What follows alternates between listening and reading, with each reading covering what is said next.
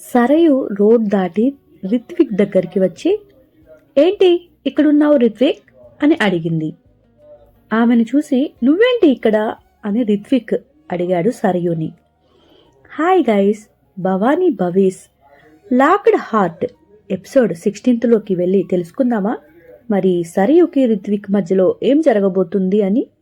ఇక ఆలస్యం ఎందుకు, ఎపిసోడ్లోకి వెళ్ళిపోదాం.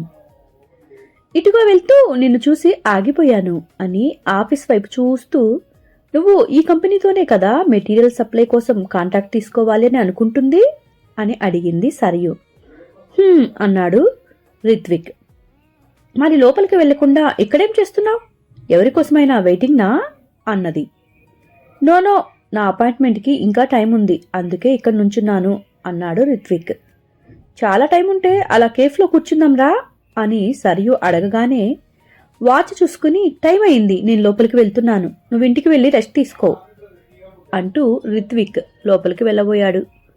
సరయు, రిత్విక్, నేను నీ వైఫ్, నీకు తెలుసు కదా మార్కెటింగ్లో నేను డిగ్రీ చేశాను, సో ఎవరితో ఎలా మాట్లాడాలి నాకు బాగా తెలుసు. ప్లీజ్ ఈ ఒక్కసారి నేను నీతో వస్తాను, నీకు కాంట్రాక్ట్లో ఏదైనా ప్రాబ్లం వస్తే నేను సహాయం చేస్తాను. నేను ఎప్పుడు ఏది అడగలేదు కదా, ఈ ఒక్కసారి నా కోరిక కాదు అనద్దు అన్నది సరయు. ఆమెను సీరియస్గా చూశాడు రిత్విక్. ఆమెని పెళ్ళైతే చేసుకున్నాడో కానీ భార్యగా ఆమెని బాగా చూసుకోలేకపోతున్నాను అనే గిల్టీ ఫీలింగ్ అతని లోపలుంది.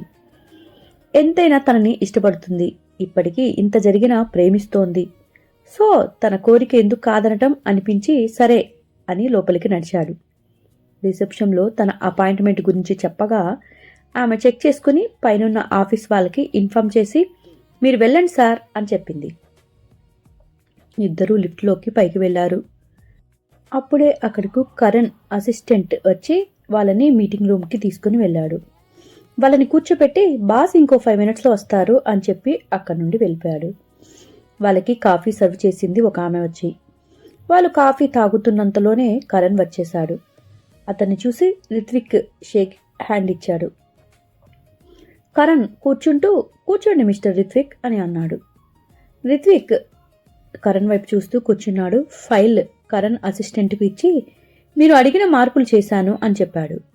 గుడ్, ఇంతకీ తను మీ అసిస్టెంట్నా అని అడిగాడు. నో, తను నా వైఫ్ అని వాళ్ళు చెప్పారు. హలో మిస్టర్ కరణ్ అని నవ్వుతూ పలకరించింది సరయు. హలో అని తిరిగి తన ముందు ఉన్న కాంట్రాక్ట్ పేపర్స్లో దూర్చేశాడు కరణ్. మొత్తం ఒకసారి చూసి, గుడ్, నాకు ఈ ప్రపోజల్ నచ్చింది, రేపు ఈ కాంట్రాక్ట్ సైన్ చేసి మీ ఆఫీస్కి పంపిస్తాను అన్నాడు కరణ్. ఓకే సార్ అని రిత్విక్ లేచి నుంచున్నాడు. ఇద్దరూ మీటింగ్ రూమ్ నుండి బయటికి నడిచారు. కరణ్ తన క్యాబిన్లోకి వెళ్ళిపోయాడు. అసిస్టెంట్ రామ్ వాళ్ళిద్దరిని లిఫ్ట్ దాకా సాగనంబెత్తుకు ముందుకు నడిచాడు. స్టాఫ్ ఏరియాకి రాగానే ఉన్నట్టుండి సరయు ఆగిపోయింది. ఓ మై గాడ్, పరి అని కొంచెం గట్టిగా అరిచింది. ఆమె అరుపు అందర్నీ ఆకర్షించింది. అందరూ ఆమె వైపు చూస్తుండగా ఆశ్చర్య నిండిన ముఖంతో నోటికి చేతులు అడ్డుపెట్టుకుని పర్ణిక దగ్గరికి పరిగెత్తింది.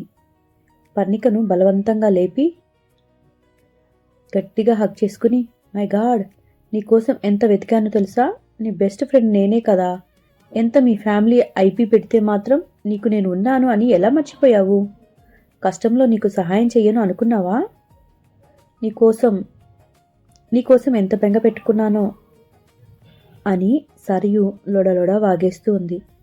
పరి మాత్రం ఒక్క మాట కూడా మాట్లాడకుండా ఆమె ఆడుతున్న ఈ కొత్త నాటకం ఏంటి అనే ఆలోచనలో పడిపోయింది.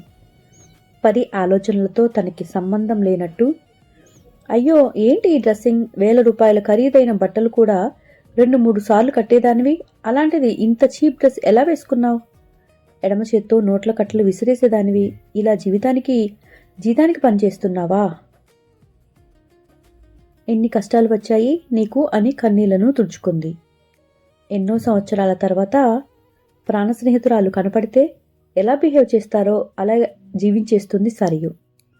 ఆమె ఏడవటం చూసి అందరూ ఆమె చాలా మంచిది అని ఫిక్స్ అయిపోయారు. ఆమె వంక ఆదరణగా చూశారు. వాళ్ళ చూపుల్లో మార్పు గమనించగానే పరి భుజాలు పట్టుకుని, ఏంటి మాట్లాడవు, నాపై ఇంకా కోపం పోలేదా? పోనీ కోపం తగ్గాలి అంటే ఏం చెయ్యను? పోనీ నన్ను కొట్టు అని పరి చేతిని పట్టుకుని తన చెంపపై కొట్టుకుంది. నీకు కోపం తగ్గపోతే నీ కసి తీరాలా కొట్టు, కానీ నాతో మాట్లాడటం మాత్రం మానొద్దు ప్లీజ్ అని సరియు డ్రామాని కంటిన్యూ చేస్తుంది. కందిన సరియు బుగ్గ చూసి అందరికీ పరి విలన్లా కనిపించేసింది. సరియు చేస్తుంది చూసి రిత్విక్కి కోపం రాగా ఆమె దగ్గరికి వెళ్ళి ఆమె రెక్క పట్టుకుని, సరియు ఏం చేస్తున్నావు, పిచ్చి పట్టిందా అని చిన్నగా గదిమాడు. అతని చేతిని తోసేసి, అసలు నువ్వు కారణం నాకు నా ఫ్రెండ్కి మధ్య గొడవ అవ్వటానికి. నా ఫ్రెండ్కి నువ్వంటే ఇష్టం, నన్ను వదిలేయి అన్నా వినకుండా ఆమె ప్రపోజ్ చేస్తే వద్దని నన్ను పెళ్లి చేసుకున్నావు. అది మనసులో పెట్టుకొని నాతో మాట్లాడటం మానేసింది. నా ఫ్రెండ్ తన నుదురు కొట్టుకుంటూ అది నిన్ను అంతలా ఇష్టపడింది అని ముందే తెలిసి ఉంటే నిన్ను దానికే ఇచ్చేసి నేను ఒంటరిగా ఉండేదాన్ని, నాకు దాని స్నేహం దక్కేది అని ఏడవటం మొదలుపెట్టేసింది. పరి నోట మాట రాక శిలలా నుంచుంది. అసలు ఏం జరిగింది? సరియు ఏం చెప్తుంది? అందరి ముందు తను వాళ్ళ ఇద్దరి మధ్యకు వెళ్ళేందుకు ట్రై చేసింది అని చెప్పకనే చెప్తుంటే ఏమనాలో తెలియక నుంచొని ఉంది. తన పాకెట్స్లో చేతులు పట్టుకొని అక్కడికి వచ్చాడు అప్పుడే కరణ్. అతని ముఖం చాలా సీరియస్గా ఉంది. ఏం జరుగుతుంది ఇక్కడ అని కొంత కటువుగా అన్నాడు. హాయ్ గైస్, ఈరోజు ఈ ఎపిసోడ్ ఇంతటితో అయిపోయింది. మీకు నచ్చిందని అనుకుంటున్నాను.